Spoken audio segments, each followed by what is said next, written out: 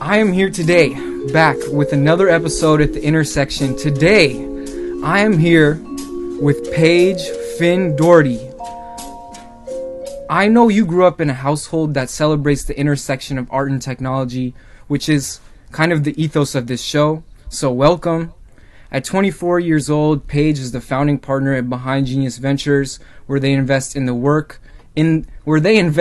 future of work and where they invest in the future of play. Paige wrote a children's book for adults called Seed to Harvest that explores venture capital in an approachable way. She has her own podcast also called Seed to Harvest, where she interviews other cool VCs and creators. Paige has been featured in Forbes 30 Under 30 and all type of other cool stuff we'll get into. Welcome, Paige, to the intersection. Thank you so much for having me, Matt, and thank you, sir, for such a kind intro. It's always funny to hear yourself get introduced in the third person. I'm like, dang, yeah, I guess I have done all that. So thanks for having me on. I'm excited to chat. Whether it's like random tweets online or YouTube comments, there are people that think running a fund at your age must have some kind of catch to it. And from my perception, like, it seems like this has been a ongoing thing that has caused you a decent amount of, like, annoyance. And I'm not asking you to prove anything, but let's say all your critics were, like, in an audience right now and you were, like, at the podium. What would you say to them? Well, it's funny. I mean, there are definitely those critics, and there's also like me doing my tax returns that are like 3,000 pages, and like at no point in me doing my tax returns do I feel like there's like a catch-22 to me doing it. But I think like in terms of speaking to the critics, I think it's important to like put the work that I've done into context. Like 3 years ago, I was a college senior hanging out online, and like I truly still am this, but I was like a student of venture, and I was just genuinely super interested in like financial architecture and how do I support early stage entrepreneurs.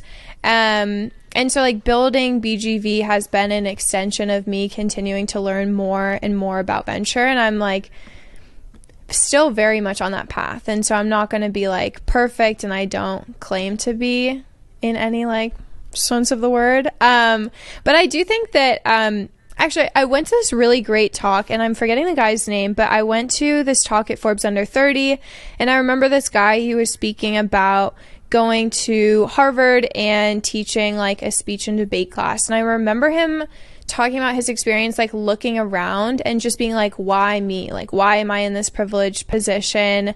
Why, like, was I the one chosen? He also had faced critics. And one thing he said that was really powerful is like, it was never about me. You know, it could have been like anyone else that could have done this, but I think that it was about like the people that I empower to start venture firms, start podcasts, feel like they can like trust their own voices and really like dig into who they are as people.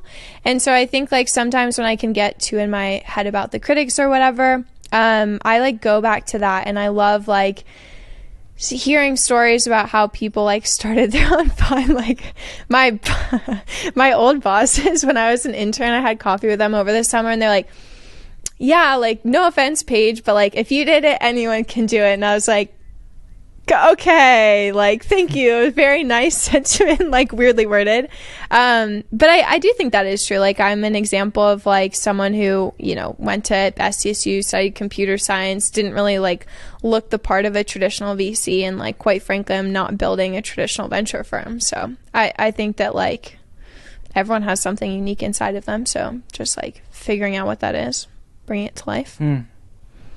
It sounds like you're saying that whatever people think, even if they feel like your situation makes them feel whatever kind of way, there was still a very unconventional aspect to what you did.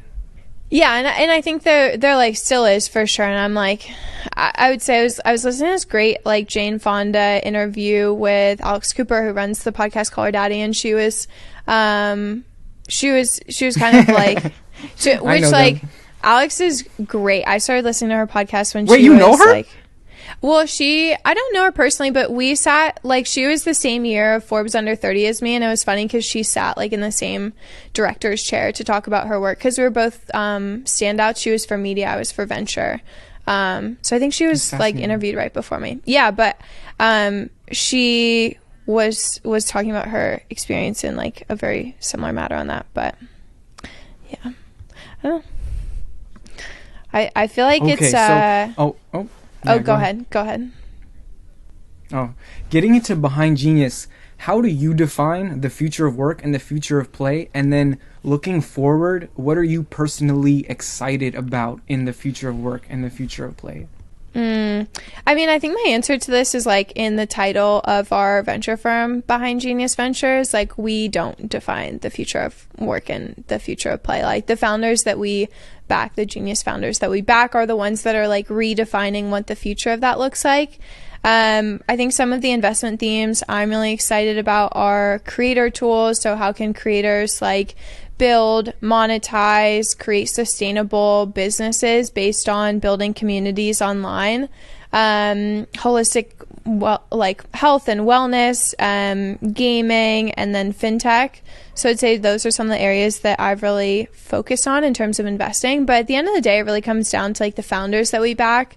Many of them have experienced the same pain point that they're solving for, and their passion is just, like, so magnetic, and that's what I really look for in terms of a founder who I'm super excited to back, is, like, really magnetic, has experienced the problem that they're solving for, and great execution velocity, can, like, adapt their direction of, like, where they want to go, and then, like, go at that direction with, like, very high levels of execution speed so that they can figure out whether or not their hypothesis is right.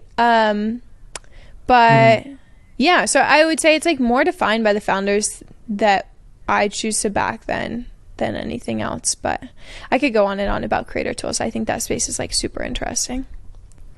There's a couple. I don't know which direction to go in. There's, like, I remember you posted some video about, like, early 2000s games and, like, Club Penguin and Adventure Quest, and I was born in 2000, so I remember all this stuff very vividly.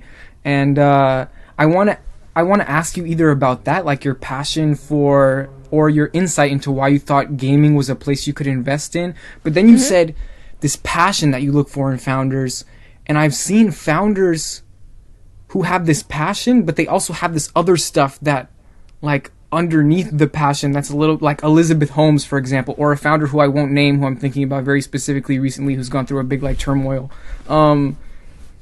Okay, we'll talk about gaming first. Why do you what is it about gaming that excites you?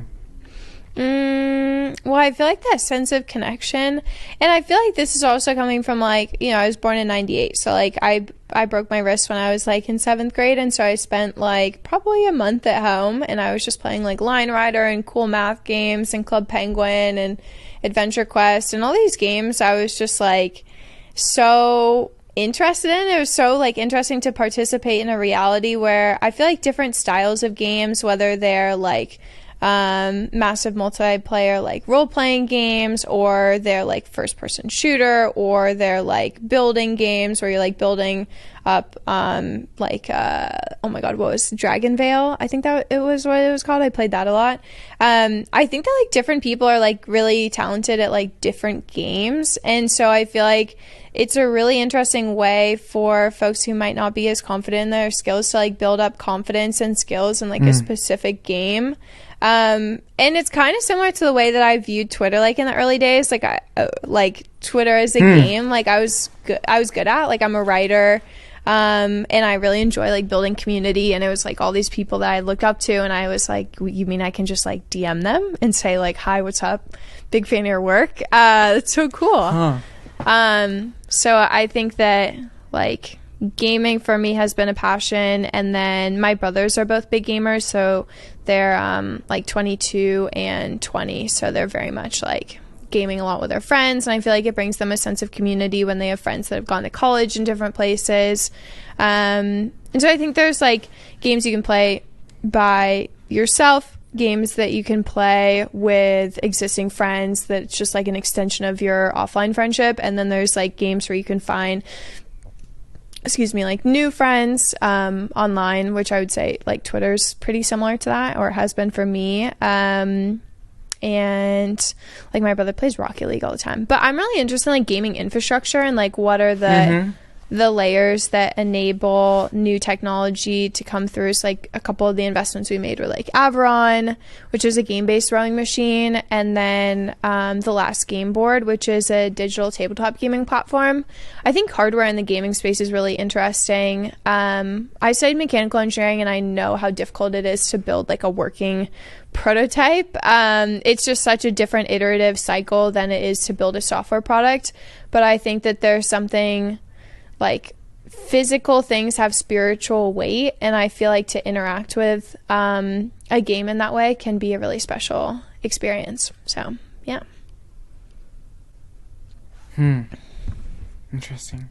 So you mentioned something really interesting to me when I was doing research about how you've always been curious about how the world works, from physical things, starting with mechanical engineering, to computers with coding and software engineering, and then venture you see as this abstraction of learning how to help founders create stuff and how the world works. And I was like, whoa, when I heard that. Could you please elaborate on venture being an abstraction of learning how entrepreneurial success works? Because that's like concept to me. Yeah, I think it was really interesting. And like, look, it's like really easy to construct a narrative looking back. So this is like definitely not how I saw it like going through. I was kind of just like in college exploring my different interests, and this is the narrative that I chose to overlay on that. So it all kind of like came together nicely. So I think that's important to keep in context. But I started out in mechanical engineering, which is like discovering how physical things are built and put together, how systems work together. I worked at Northrop Grumman, so the machines that I was working on were like, you know, massive autonomous vehicles, which was really interesting. And then I ended up switching to computer science because I saw the leverage that computer science gave to, you know, machines that were like big physical machines. And also the ramifications of software in like a purely abstract way where there's like no physical element of it, which I thought was really interesting. And so I just like continued to explore that. And then I joined an entrepreneurship program, and I feel like, okay, there's like a level of abstraction even further than that, where it's like, okay, you're not just building a machine or a software, like you're building a company, and that comes with many different like factors, of which like software and hardware can be one. And then like a layer of abstraction above that would be like venture funds, where you're constructing a portfolio of these different companies that entrepreneurs are building. And so I think it's like, because now I run a venture firm, now I'm able to like see down through those different levels. And because I participated as like an individual contributor in those different areas, it's really interesting to like dig deeper into some of the details where I have technical fluency. Like I studied CS, and I worked for a year as a developer success engineer at WorkOS. So I didn't have like, you know, a decade of experience, but I knew enough to ask like questions about like the technology that I was investing in. But yeah, I think like that abstraction layer is pretty interesting. Does that answer your question? Yeah, it answers it. So you were and maybe still are a big fan of Vic Mensa. Save money, gang. So I'm grateful to have met him and know some people who are close in my life who are really close to him. Like, shout out to Kamisha Moxley. That's really my people's. That's his personal assistant. Londi Germain Keep Siegel. She's out in LA. She's been with the OG Vic Mensa team forever. I've only met her like once, and I just talked with her online. But anyway, you're from San Diego. And Vic Mensa is super, super, super underrated. But that being said, he doesn't have the largest fan base compared to the other artists in his stratosphere. And yet he was one of your favorite artists, as if you were like from Chicago.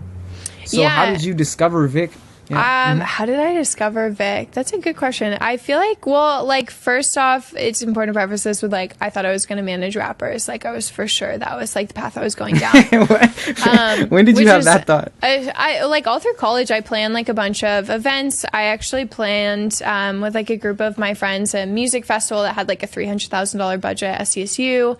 We booked Vic Mensa for the openers. Whoa, what? Yeah, it was cool. I got to meet him, like, very briefly, but it was cool to, like, see that come full circle. But I started, like, interviewing a bunch of artists, so I was going to shows for free, which was sick, and I would take my, like, camera that would work, like, half the time and be like, I'm shooting this for my music newsletter that, like, my mom reads. but it was like a really interesting period, and I remember finding Vic's music at a really, like, challenging point in my life. He has a song, like, called There's a Lot Going On, and his, like, lyricism when he was describing things that were going on in his life, just they were, like, so raw, and he's just such a powerful storyteller that I just thought his music was really interesting. I was actually tutoring someone, and they were assigned to write a paper on the situation in Flint with, like, the water crisis,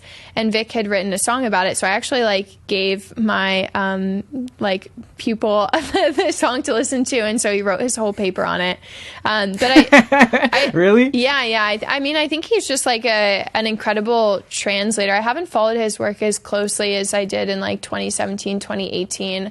But I think he's just, like, a very powerful storyteller and translator. So yeah.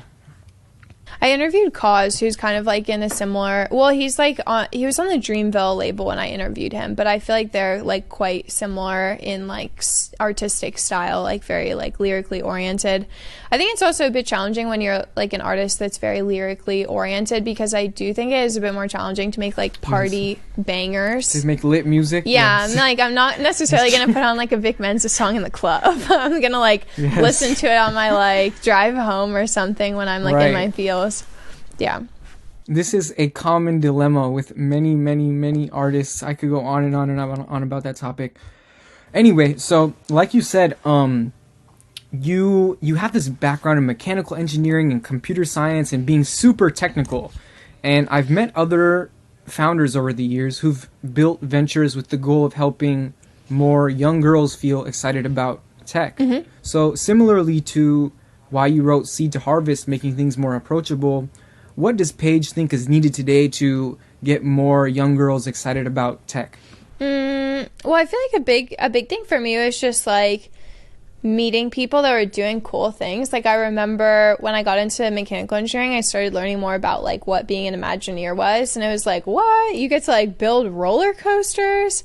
And I think that, like, making the connection between things that you see or use or look up to in, like, your everyday life are built by people who look like you. I think that just having more female role models is really important. That's why I think, like, the rise of the creator economy is really interesting, because there's, like, all these different niches and some, like, really interesting, like, tech influencers who have been transparent about, like, their kind of, like, what the industry is like, and just, like, what people actually do. Like, the transition between going from, like, high school or college to working is really, like, you kind of don't know what to expect. Like, you might have been on a couple tours of an office, or someone might have come in to talk to your class, but it is really, like, a very abrupt transition.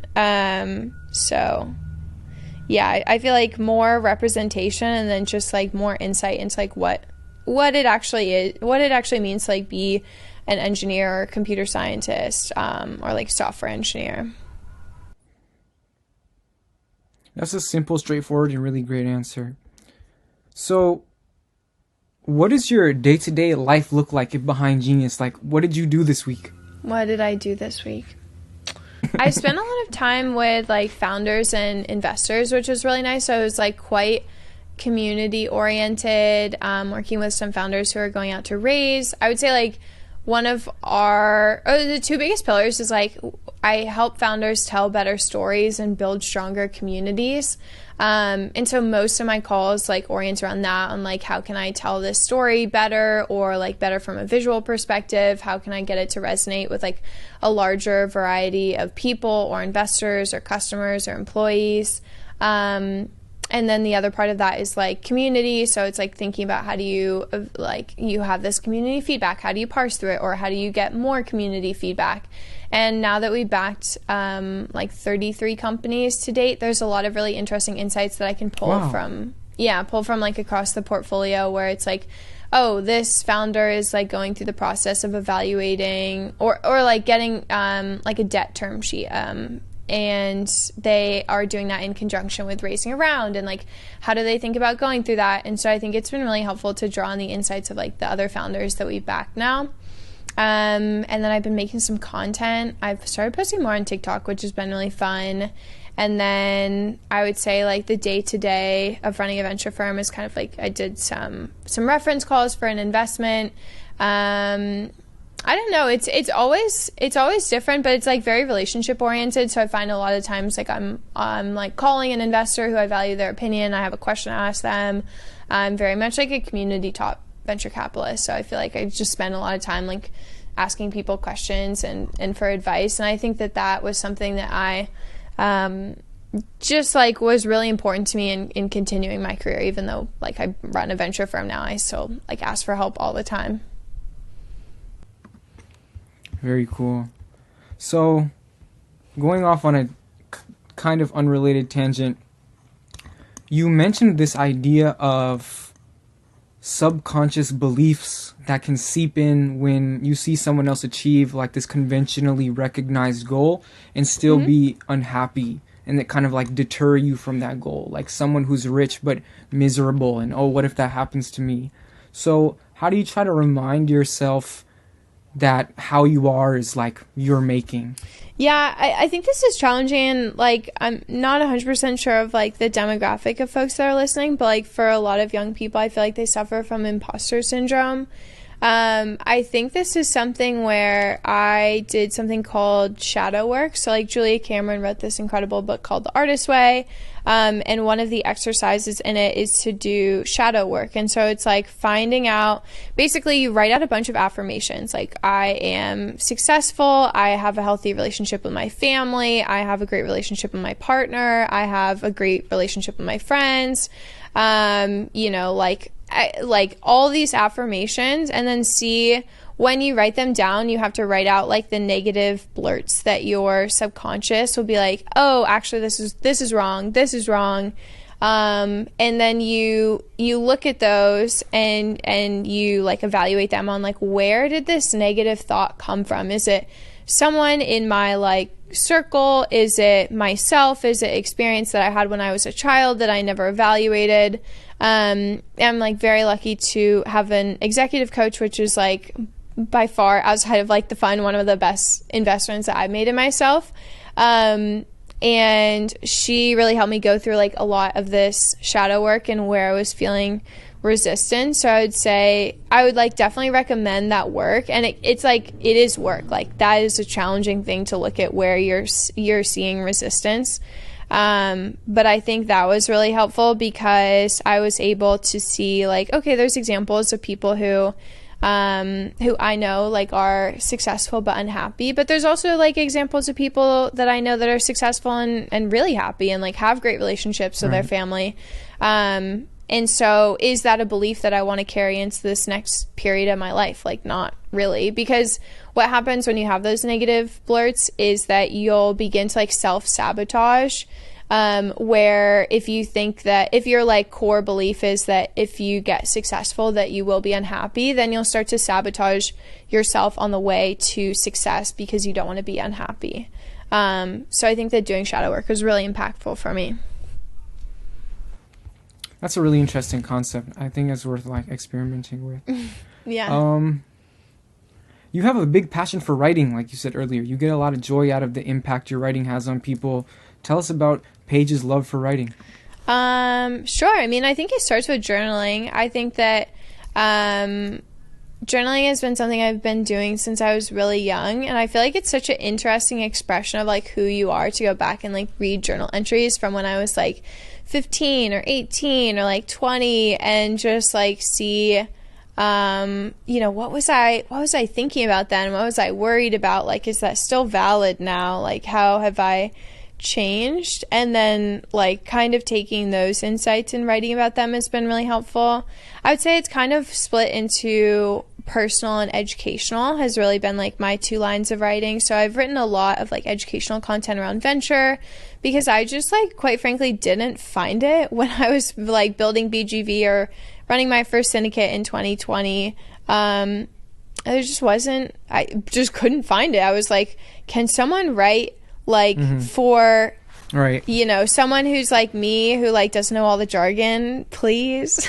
And so I've just like taken that, and I also try and write like a lot of like emerging managers or investors will ask me questions, and then I'll try and like, if I get a question like 5 times, I'll try and like write it down and like spend time to like think about how I would want to answer it and like what angles can I approach that from. That's cool. That's how I approach content. It's either personal or it's educational. That was dope. You tell this when you're describing your life story to people, like during interviews and stuff, when I was doing research, you tend to tell this plot line of a moment where you made a bunch of specific goals, including writing a book, starting a venture firm, being in Forbes 30 under 30, etc., which you actualized. So I'm really curious about how you set goals, because I personally find it really difficult to commit to specific plans because I feel life is just too dynamic and unpredictable for that kind of stuff.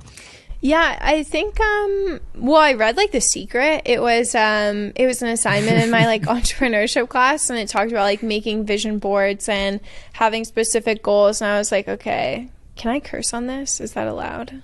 Yeah, you can say whatever the fuck you want. I was like, this is some woo-woo bullshit. Like, and then I started doing it, and it was working, because I think like part of the important part about making goals is just like, if you look at them every day, you're like, okay, what like tiny step can I take? And I think, you know, who can I ask about like what are the steps to take? Like when I was thinking about Forbes 30 under 30, I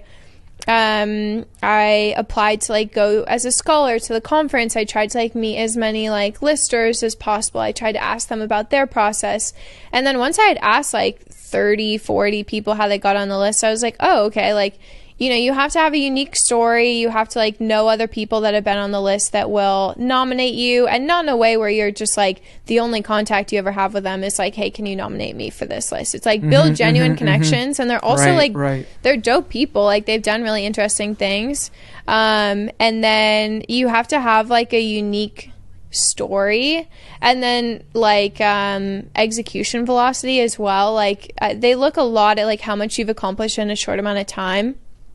So I think like going through those steps, I was kind of like, okay, here's like some different steps. And I think I had actually written out like what my steps were to get on Forbes 30 under 30. And I pretty much like I got through them. But then running like an investment firm became really like my main like goal and role. And so I think when it actually like, got to that point in time, it was much less like I wasn't like architecting someone nominating me. It was like one of our LPs reached out and they're like, hey, can I nominate you? And it was just like this very casual conversation. It wasn't like me asking about it or anything. Paige, you have been selected for the... Yeah, exactly. And yeah, so I wrote 3 Post-it notes when I was 19, and I put them on my wall, and I looked at them every day, and it took me 4 years to like accomplish them. So I would say like I had them in mind as I was going through my day. I had them in mind as I was talking to other people and they were asking what help I needed. I just like had that clear vision. And I think like if you don't have that clear vision, like your goal should be just like find out what my purpose is and just put that on a Post-it note on your wall and just look at it. And it doesn't have to be something that you act on immediately. Just like if you think about it once every day, that's like more than thinking about it every couple days, or you know, whatever. You just put it in an obvious place in your room or your bathroom or whatever. But yeah, I don't know. I feel like it's been like a very powerful exercise. Like actually this office, I had like a reminder in my email, so it was like office with Breville coffee machine, which is very specific, and I really don't know why I picked the Breville, but I feel like a lot of people I looked up to had them, so I was like, okay, I feel like I want one, so here's the Breville in my background. But I put that in. You did it again. Yeah, and I did it. Here I am. And I think that it took a bunch of steps to get there, and it was like a very, I think that also the other thing about goals is like they're very proactive. It's hard to be like just, you know, they drop out of the universe and they happen. It's like continuing to take the proactive steps to work towards that, and just having a post-it note that you're looking at every day is really helpful. So yeah, I guess like mine this year. That's a great answer. Yeah. Like, I was going to say like mine this Go year, ahead. just like journal every day and then like embrace my femininity. Because I think that it's just like a very male dominated industry. And I think there is, has been like traditionally pressure to like act in a certain way. And so I wanted to like embrace that more. Yeah. Like you gotta be like girl boss, but when they say girl boss, it's like you gotta be girl. You gotta be like girl, like fight your way through, and like I'm trying to choose my words carefully because I think like I guess like a big part of it is just like how emotional that I want to be in business, and I think like for me emotions are really important in like my investing practice, the way I hold space for founders, the way that I connect with people. And so I think for me it was like more a reflection of that, and then also just like, I don't know, taking like more dance classes and like being more creative and like opening myself up to connections with people. I think that those are some of the things that I was thinking about when I wrote that. Like sensual and expressive, and I think these things have a very amazing role in business that definitely go. Yeah, exactly. And it's like there's only 11% of partners in venture firms are women, 2% of like fund managers are women. So I was like, I don't know, I feel like if I like dig into that more and like find out the way that I can uniquely express that through my business, it also like it makes it more of a clear vision for what I'm building. So yeah.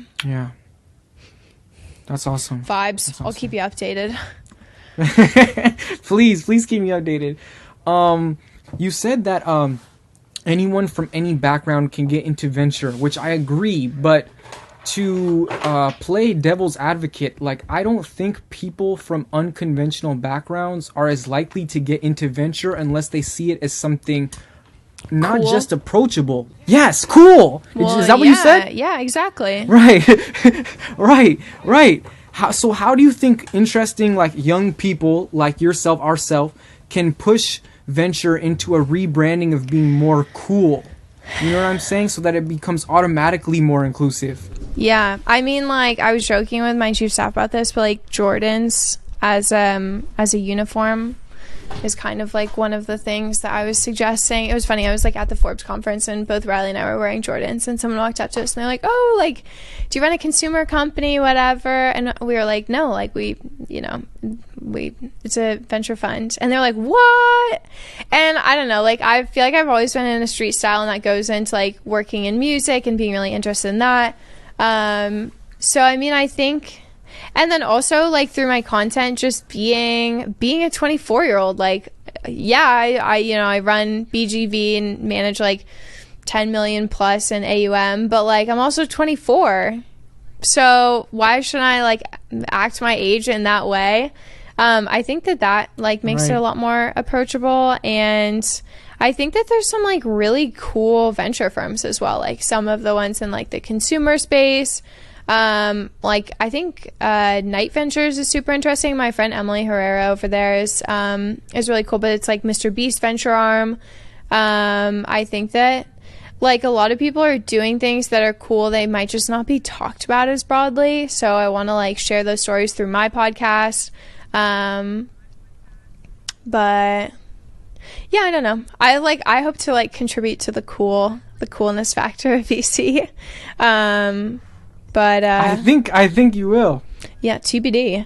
I think, yeah, and I think just like as a young person digging into the vibes of like what is cool and interesting and expressing that in a more broad fashion versus like trying to wrap yourself into a stereotypical, you know, here's what's worked in the past. Why do you think people see venture as boring or maybe like excludingly prestigious? Or, I mean, I guess there are obvious answers, but what you said a moment ago is that there are pockets of people in venture that are doing cool stuff, but it's not really visible or seen as often. I mean, like, if you think about it, it's a pretty small industry. Like, how many, like, other industries are, like, way bigger? There's, like, 10,000 venture firms, and, like, the average team size is, like, pretty small, I would guess. I don't know what it is, but I would guess, like, 5 to 10 people. And so I think there's just, like, genuinely not that many people in venture, like, making content. There have been a bunch of shows about venture, but respectfully, I don't know if any of them have made venture seem really cool. I watched Silicon Valley and I thought that it was really interesting. I think it was more like having like strong female role models. But I would love to like see a show that makes venture seem cool. That's like something I would be interested in. I would definitely watch that. But yeah, I mean, I think it's a small industry. It's growing. There have been more economic outcomes, which allows for more people to start venture firms that might not have been able to in the past. There are like increasingly breaking down barriers of like technology. So, you know, with AngelList and Carta, it's like less expensive than ever to start a fund. It is still like quite a big like financial undertaking to start a fund. But I think that those have definitely like lessened the cost. And then I think as well, like the internet, like Twitter for me was a big part of how we raised like Fund One. It's like half our investors came from Twitter and like my shit posts and educational content. So I think that like there are a lot of things moving in the right direction, but you also have to think about like the fund life cycle is usually 7 to 10 years. So turnover in venture takes a long time. So I think it's like changing slowly, but I do think like everyone's been super genuine and like open to answering questions that I have. It's more just like there is a bit of a I would say like a language barrier. There's a lot of jargon in venture, so you kind of have to like there is like there is a certain etiquette that's implicit that once you understand it, it's much easier to like move through the venture world, I would say. Well, thank you so much. To wrap this up, how can people connect with Paige? And to answer your question earlier about not knowing who the demographics of this show are, it's basically people into tech and business and into the like creative and arts realms. Is there anyone you'd be interested in connecting with in any industry, like a agriculture tech farmer who's like making the next best tractors, or like I don't know, I guess more relevant to Behind Genius, but blah blah blah, I'm saying so much. I don't know if I have anyone like specific in mind, but I've been spending a lot of time in like the creator tools space. So if you're like building creator tools, I would love to chat. I don't think anyone specific. I mean, the first person that came to mind was like, he unfortunately has passed, but like Virgil Abloh, I would say is like one of my biggest inspirations. So I feel like if I could talk to him, that would be lit. But unfortunately, he is no longer with us. So there are people like him coming up. Yeah, so if the next Virgil, for sure. The next Virgil. Yeah. Cool. How can people contact you? How can they get in touch? I'm on the internet, so Paige Finn on Twitter with 3 N's, and then on TikTok I'm Seed to Harvest, and I have a podcast called Seed to Harvest. We publish like weekly episodes with mostly like venture capitalists and some founders and creators. That's on like Apple Music and Spotify and wherever you like listening to podcasts. But yeah, I think I'm funniest on Twitter, so I would recommend there. All right. Thank you so much, Paige. I really appreciate it. And I hope you have a great rest of your day. And yeah, thank you for the time. Thanks so much, Matt. You too. Wow. Thanks for watching if you made it all the way to the end. If you want to get in contact with Paige, her socials are in the description and Matt's are as well. Take care.